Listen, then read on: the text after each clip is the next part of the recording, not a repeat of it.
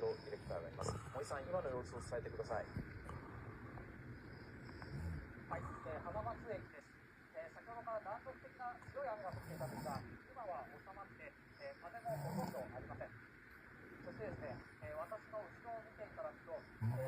線が急遽運休になったことで、タクシーを拾う人たちの姿が、列を、作っています。私もですね、今日、静岡駅に向かう新幹線に乗っていたんですが、運休となってしまったため、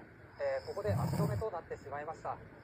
列車内で今日はもう動かないというアナウンスを聞くと、どうしたらいいのか分からず、しばらく席に座ったまま動けずにいる人たちが多かったのが